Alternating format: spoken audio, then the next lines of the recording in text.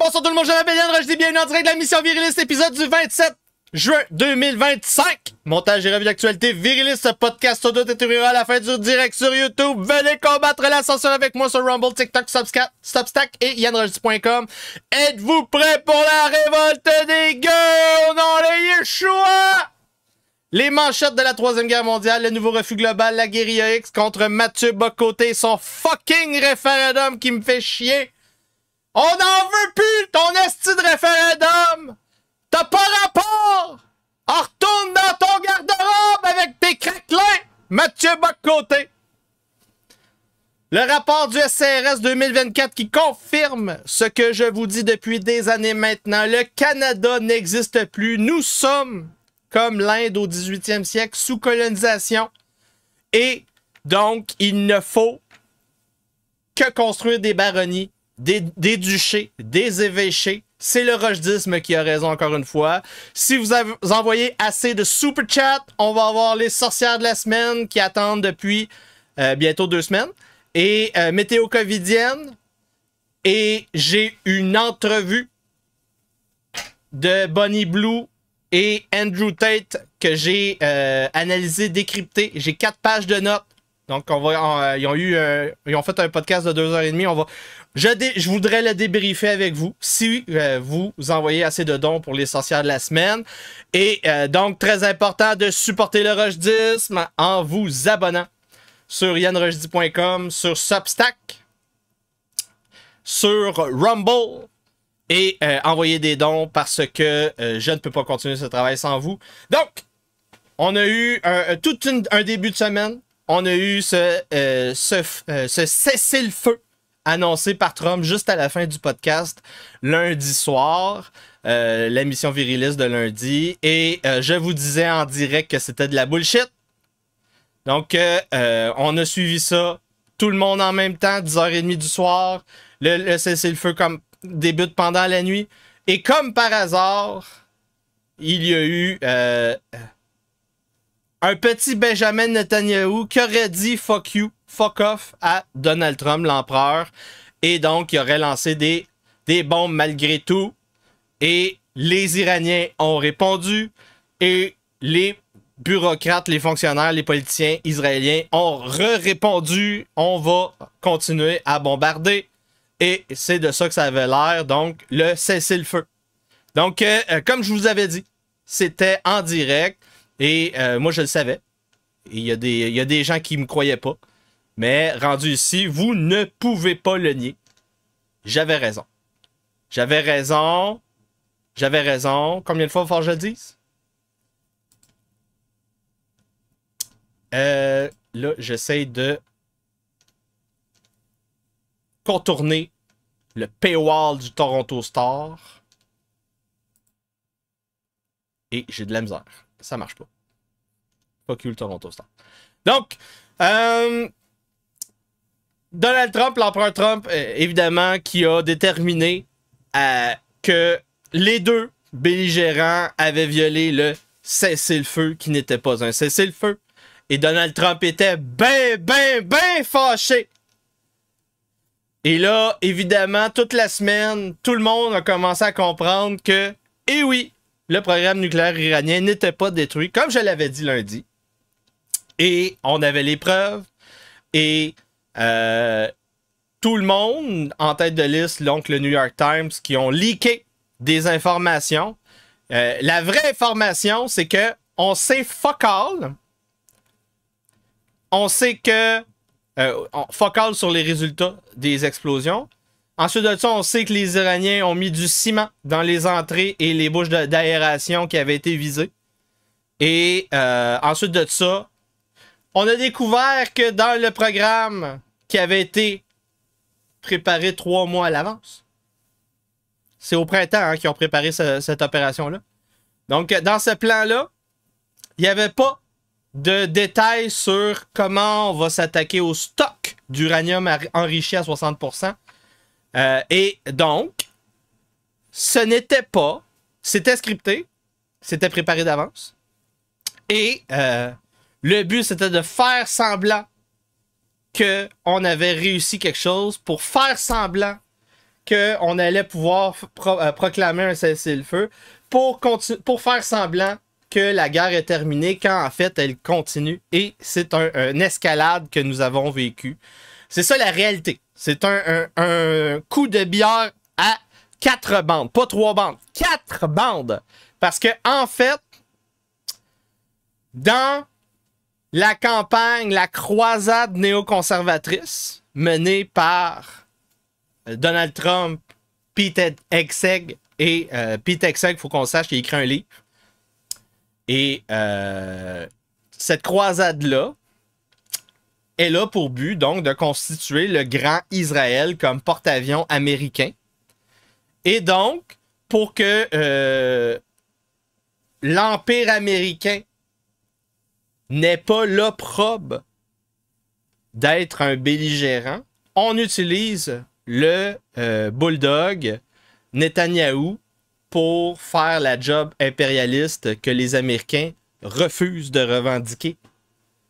C'est ça que Trump aurait dû revendiquer. Il aurait dû revendiquer, aller jusqu'au bout, mais il est pas game. Il est pas game. Donc, les démocrates ont leaké les informations qui ont été partagées par le New York Times. On aurait petite possibilité de minage Bitcoin dans les endroits où il y a eu des attaques en Iran. Ensuite de ça, Sergei Lavrov, chef de la diplomatie russe, qui explique que l'Agence de sûreté nucléaire internationale, l'IAEA, cherche à réavoir accès au stock d'uranium de l'Iran ainsi qu'à son programme nucléaire. Parce qu'ils veulent savoir il est où pour pouvoir le nuker ou le bombarder. Ben oui, c'est tout simple que ça. Et ils ont compris. Et les Russes vont donc aider l'Iran à continuer à développer ce programme nucléaire avec l'aide des Nord-Coréens, des Pakistanais peut-être, des Chinois peut-être. En tout cas, tout le monde va travailler ensemble dans les BRICS pour que l'IAEA, l'Agence de sûreté nucléaire internationale, n'ait pas accès à ces trucs-là, ces endroits-là stratégiques et qu'on peut pouvoir continuer ce programme-là. On voit ici, qu'est-ce que je vous disais? Fears over Iran's missing 400 kilos of uranium. Donc, le stock nucléaire est toujours perdu. On ne sait pas, il est où le stock d'uranium enrichi de l'Empire perse. Et donc, on commence tranquillement à expliquer que c'est un danger. Hein? Le programme, il existe encore tant qu'il reste ça. C'est une incrémentation lente. Donc, le Parlement iranien qui approuve un bill pour suspendre la coopération avec l'Agence de sûreté nucléaire internationale. Et vous voyez en direct l'usine des nouvelles casquettes MAGA. Donc, les nouvelles casquettes, commandez-en une. Ça va faire plaisir aux Israéliens de ce temps-ci. Ils en ont besoin. Ils ont besoin beaucoup d'aide. Donc, pendant que Rome brûle, on rappelle que Alexis Glossette-Strudel essaye de vous faire croire en vous hypnotisant que ce n'est pas la guerre. Ce n'est pas la guerre mondiale. Et Nick Fuentes, qui confirme qu'est-ce que je vous dis. Israël a bombardé le programme nucléaire irakien en 81. Changement de régime. Plusieurs décennies plus tard. La Libye a fait la paix en 2003 pour continuer, pour arrêter son développement nucléaire. Changement de régime 8 ans plus tard. Donc, tu vois, si tu fais la paix, si tu te soumets, étrangement, un changement de régime vient plus rapidement. Si tu fais la guerre, étrangement, ça prend plus de temps. Israël bombarde le programme nucléaire syrien en 2007. Changement de régime en 2025. Encore une fois. Donc, ça a été avec plus de succès en Syrie en 2007. Mais ça a quand même pris plus de temps que si tu te soumets comme la Libye. Et là, on est rendu à l'étape suivante. La dernière étape, le dernier domino avant d'arriver au Pakistan et en Afghanistan et en Inde, avant d'arriver à l'Extrême-Orient, on est rendu à l'Empire perse qu'on doit défaire et sioniser. Donc, on commence avec le programme nucléaire et ensuite de ça, un petit changement de régime, peut-être dans 10 ans. On le sait pas. C'est à suivre. Donc, il y a eu une petite opération terroriste qui a été faite par le régime sioniste, l'Empire anglo-sioniste. Donc, juste après le bombardement, les gros bombardements de la guerre de 12 jours, on a eu donc une opération. À peu près tous les nouveaux leaders du régime et de l'armée et des gardiens de la Révolution qui avaient été ceux qui avaient remplacé ceux qui avaient été tués par la vague d'attaques spéciales de commandos et de missiles. Donc, tous ceux qui arrivaient comme un cheveu sur la soupe pour remplacer leur ancien boss, ils ont reçu des messages à la maison en disant « Yo, on sait où tu vis, tu veux-tu finir comme ton ancien boss? Et donc, soumets-toi. Soumets-toi ou on va t'assassiner, toi et ta famille, littéralement. » Donc, on les a appelés à trahir leur pays, littéralement, en échange de la survie de leur famille. Et, sans exception, tous les leaders ont envoyé chier les sionistes. Emmanuel Todd est ressorti avec une entrevue chez Fréquence Populaire que j'ai écoutée à peu près au complet. Très intéressante. Il reprend essentiellement mon propos, le propos de Nick Fuentes. Et là, très important, là, c'est un juif, Emmanuel Todd. Et là, donc, Emmanuel Todd a compris qu'est-ce que je viens de vous expliquer, mais du point de vue freudo-marxiste. Donc, il fait beaucoup d'analyses marxistes et beaucoup d'analyses freudiennes. Et il a fait la même découverte que moi. Donc, c'est un moment impérialiste à 200%. Et donc, c'est lui qui est allé lire le livre de Pete Hegseth, secrétaire à la Défense. Et là, on le voit, dans le livre de Pete Hegseth, il appelle à une croisade pour conquérir Jérusalem et construire un empire là. Donc, c'est la stratégie. Donc, Trump, tout son cercle intérieur veut faire cette guerre à l'Empire perse pour construire le Grand Israël. C'est la stratégie. Et donc, pour Emmanuel Todd, la menace à la paix mondiale, c'est l'Empire américain et ses vassaux, qui sont tous nihilistes, qui veulent toute la guerre mondiale. Donc, Emmanuel Todd confirme ce que je vous dis, c'est la même guerre mondiale.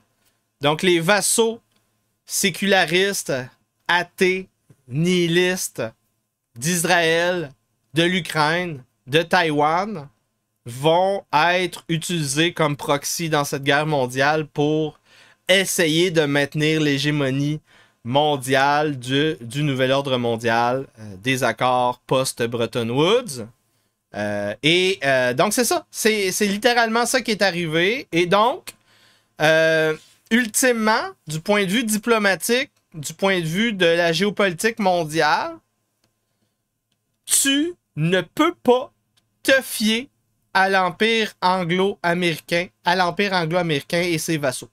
Donc, la parole, tout ce qui sort de la bouche, c'est de la bullshit. Ils vont te mentir, ils tiennent pas leur parole, et ils ne peuvent pas tenir leur parole, en fait.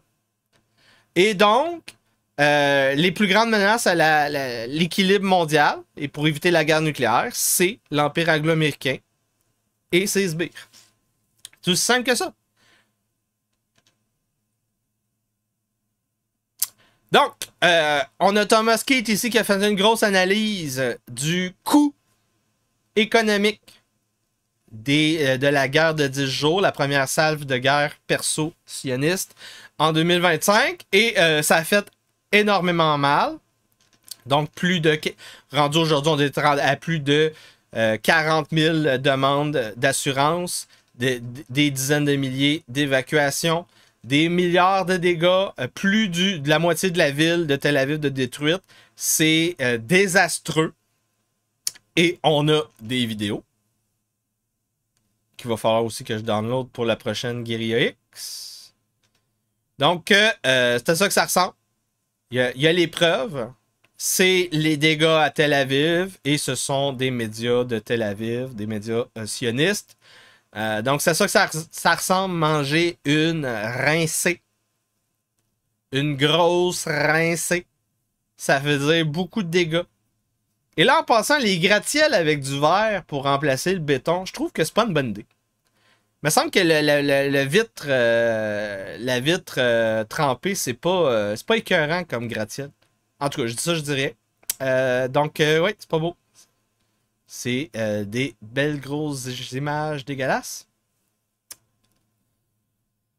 Et là, aujourd'hui, encore une fois, pour vous prouver qu'est-ce que je vous dis depuis des lunes et des lunes, cet après-midi, juste avant le podcast, Donald Trump qui réenchérit, hein, revenez à la table de négociation et arrêtez de dire que vous avez gagné la guerre. C'est grâce à moi que l'ayatollah Khamenei n'a pas été trucidé. Vous devez vous soumettre, sinon je l'ai sauvé d'une very ugly and ignominious death.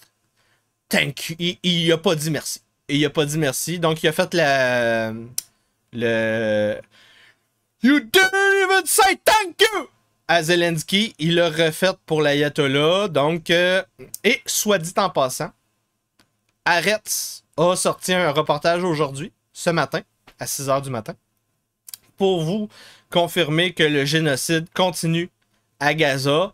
Ce n'est pas une invention, c'est un média officiel israélien qui confirme ce que je vous dis depuis au moins novembre 2023. François Asselineau qui confirme ce que je vous dis. Donc ce génocide est contre les Palestiniens et aussi dans les colonies de la Cisjordanie et ainsi que toutes les villes et localités avec des chrétiens. Eh oui! Les Israéliens incendient des voitures et des maisons dans une ville chrétienne de Taïba, en Cisjordanie. Mais oui, c'est comme ça que ça marche, les sionistes, avec leur grand Israël. On a ici, image, confirmation de ce que je vous ai dit, les nouveaux drones à fibre optique. Vous voyez le petit câble ici, qui, passé 10 mètres, vous ne le voyez plus en passant le petit câble. Donc, une analyse que je vous ai faite il y a 1 mois. Hein, en passant, soit dit en passant.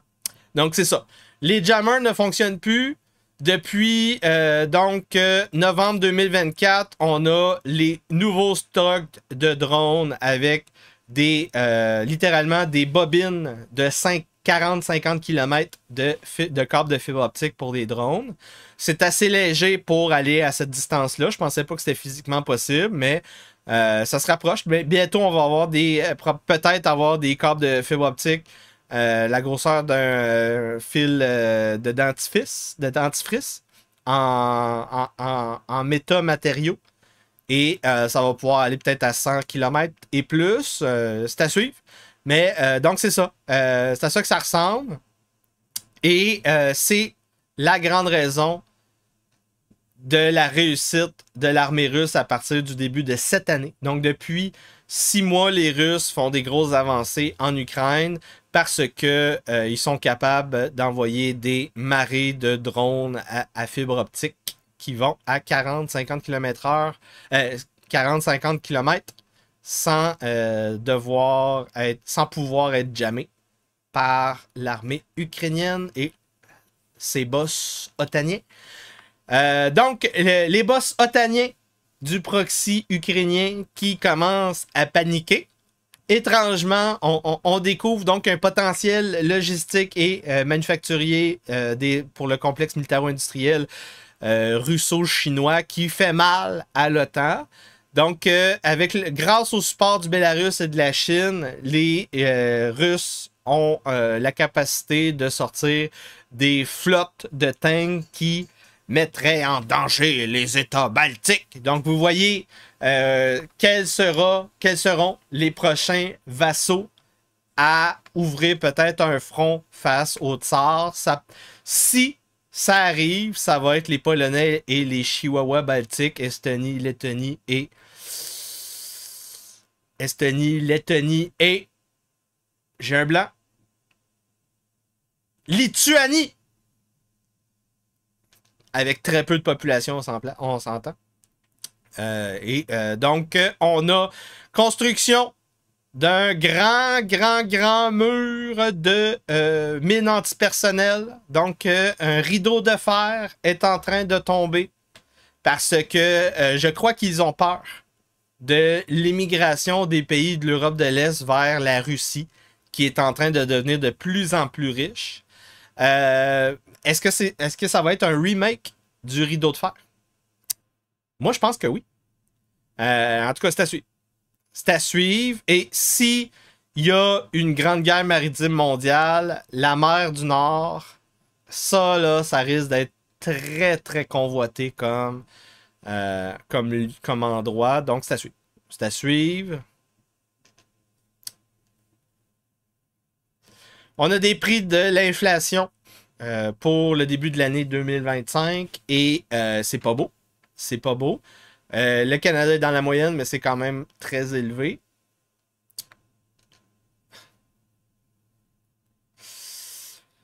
Morgan Stanley prédit 7 baisses de taux d'intérêt en 2026. Vous avez bien entendu, 7 baisses de taux d'intérêt en 2026. Ça vient de sortir aujourd'hui. Un des gros propriétaires d'actions Nvidia, le CEO Jensen Huang, a commencé à vendre de ses actions. Donc, on a peut-être des indices de qu'on va avoir une correction pour Nvidia bientôt.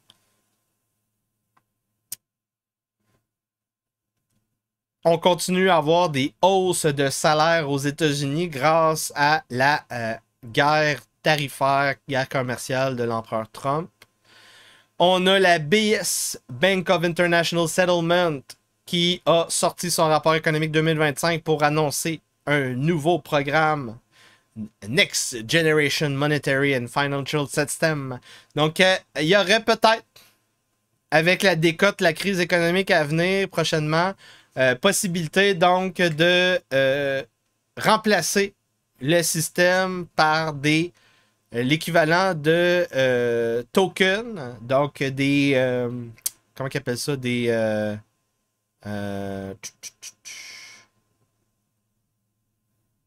tokens.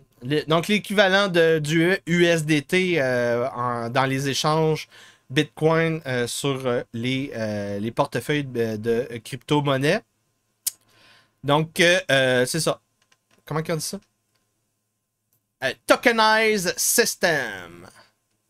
Donc, la tokenisation du dollar américain et des autres monnaies des banques centrales un peu partout sur la planète dans le système officiel du Fonds monétaire international et de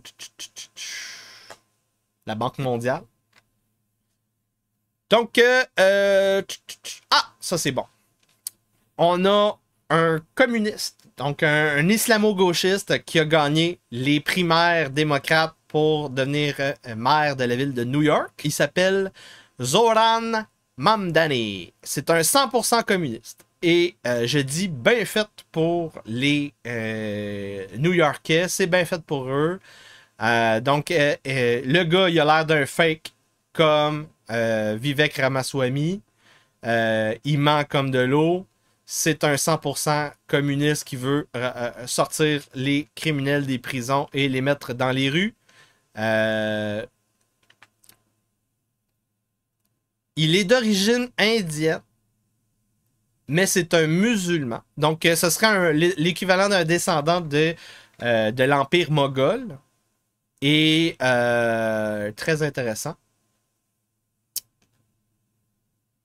Donc, la deuxième raison pourquoi on veut pas de Zoran Mamdani comme maire, évidemment, c'est qu'il veut surtaxer les business, même si vous avez votre quartier général en dehors de son état. Donc, si vous faites la business en New York, il va vous taxer. La troisième raison, la violence est une construction artificielle. Et donc, c'est pour ça qu'il faut arrêter de mettre les criminels en prison. La quatrième raison, c'est qu'il va financer les thérapies d'affirmation de genre pour créer des golems de chair. Pour aller contre l'agenda fédéral. 65 millions sur des traitements d'alphabet people trans.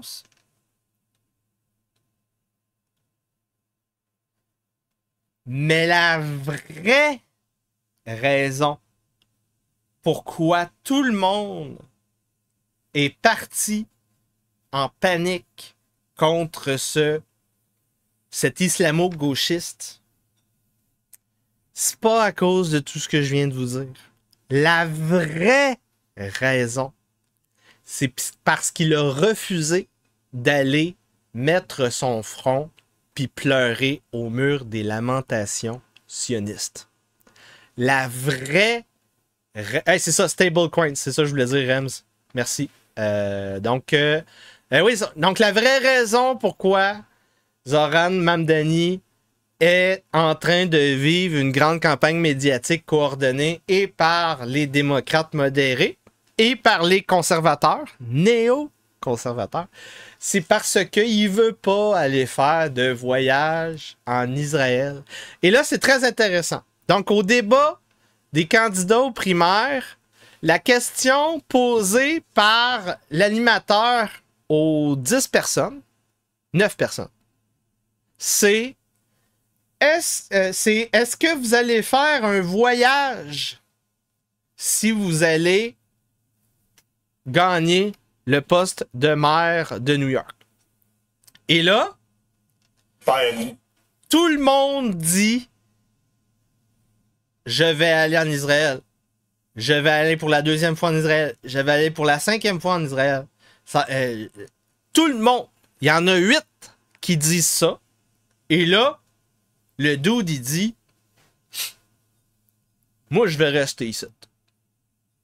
Il a pas dit je veux pas aller en Israël. Il a dit je vais pas faire de voyage. Ma job, c'est maire de New York, j'ai pas à voyager. Je vais rester ça. Et là, l'animateur, il fait mais qu'est-ce que t'as contre Israël? Serais-tu antisémite? C'est comme ça que ça marche. C'est comme ça que ça marche.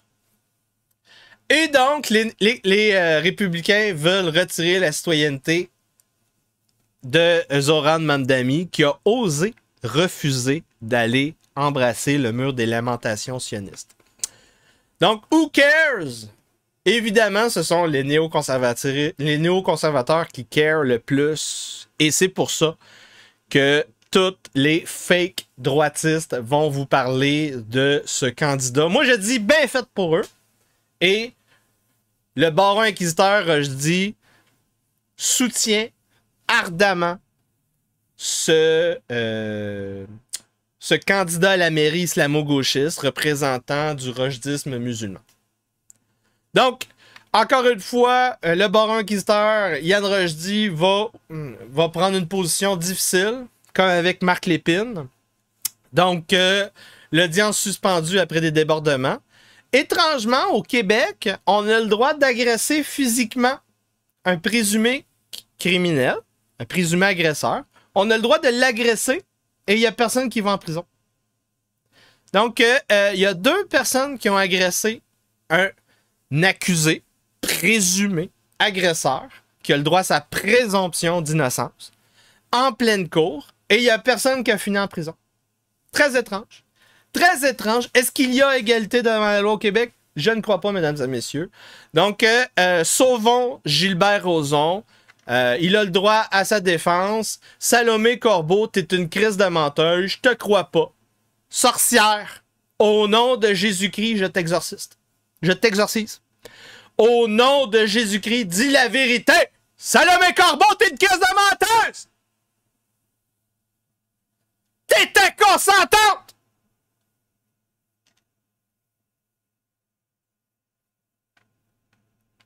Et donc, on est rendu au moment du refus global. au nom de Yeshua.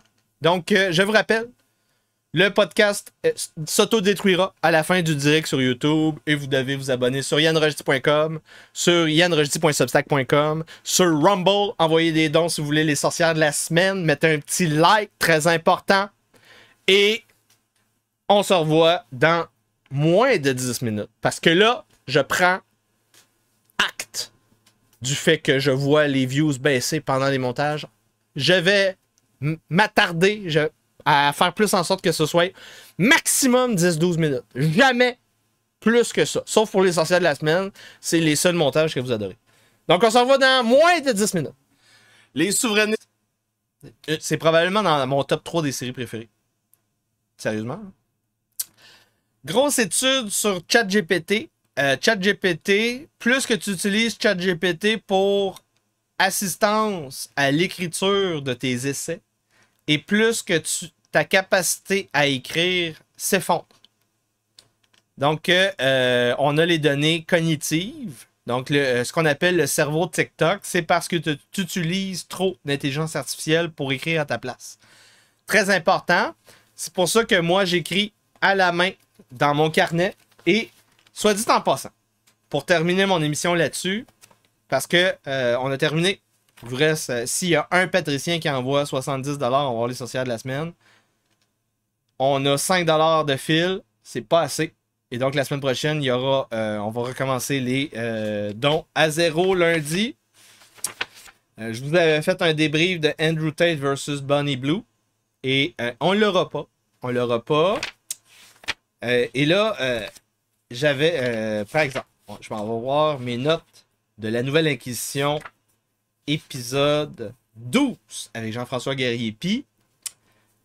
C'est là que j'ai fait la recension du livre de Jean-François Guerrier-Py. Et là, quelque part ici, c'est en plein milieu de la prise de notes, il y a un paragraphe encadré. Mais, vous le voyez là? Ce paragraphe encadré ici. Mais, si le mime devient cream, c'est l'extrait qui est dans le début du podcast de la mission Viriliste depuis 2 épisodes, lundi et aujourd'hui, avec Galadriel, le rojdisme qui se prend pour Galadriel. Donc, le moment était scripté. Donc, je comprends tellement bien mes lectures que j'ai synthétisé le livre de Jean-François Guerrier-Py. Qu'est-ce qu'il y avait à l'intérieur? J'ai synthétisé, j'ai anticipé une réponse de Jean-François Guerrier-Py, et quand il fait la réponse, je mets mon doigt dans les airs, puis je dis « mais » pour l'interrompre de manière rojdienne et entreprendre ma diarrhée verbale digne de Galadriel. C'était scripté à 100%, mesdames et messieurs. Donc, si vous avez trouvé ça très drôle, c'est la preuve que je suis un humoriste meilleur que tout ce qui se fait à l'école de l'humour. Donc, on se voit dimanche pour une recension de Trade Wars or Class War. On va parler donc du système monétaire, système fiscal mondial. Et il n'y aura pas d'invasion TikTok pour une 2e semaine de suite. Faites attention à vous. Bonne soirée. Fait qu'il faut arrêter ces histoires-là de croire à des changements des réformes politiques. Il n'y aura pas de réformes politiques dans les institutions actuelles. Il faut foutre le feu là-dedans et leur enlever des pouvoirs en lien avec la souveraineté. Faut retirer le pouvoir à ces députés du roi représentant la couronne britannique, mais qui ne font que nous racketter comme des shérifs de Nottingham. Faut arrêter ça. Et donc, au nom du narratif du rojdisme débridé, l'acteur Yann Rojdi et le personnage du baron inquisiteur rentrent en rébellion ouverte contre la couronne britannique. C'est terminé!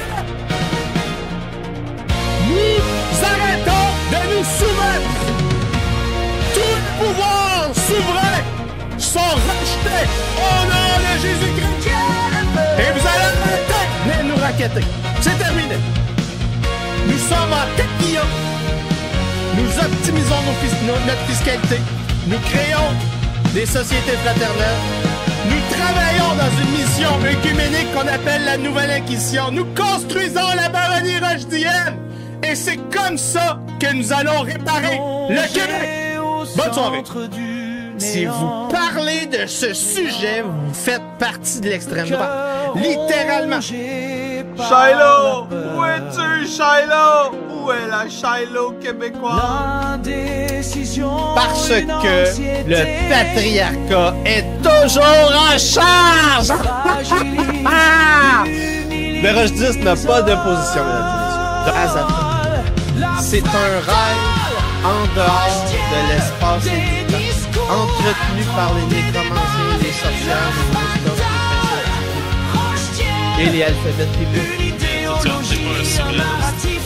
Je suis un sécessionniste américain. Tu utilises la souffrance du tiers-monde pour des rangs de sales gauchistes.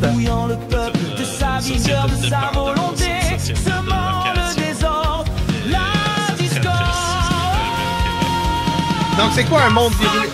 Un monde viriliste, c'est un monde où quand un mort vivant vient pour te décousser, te racketter, te faire peur, tu lui crises une claque ta gueule et il recule comme une petite bitch.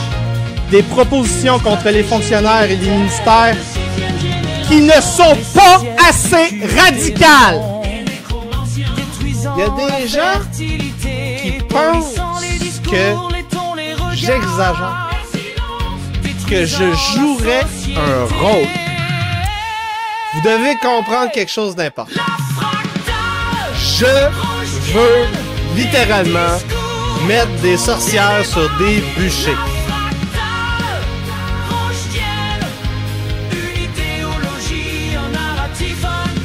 Donc, plus que la moitié des Gen Z veut une dictature, selon un sondage en Angleterre.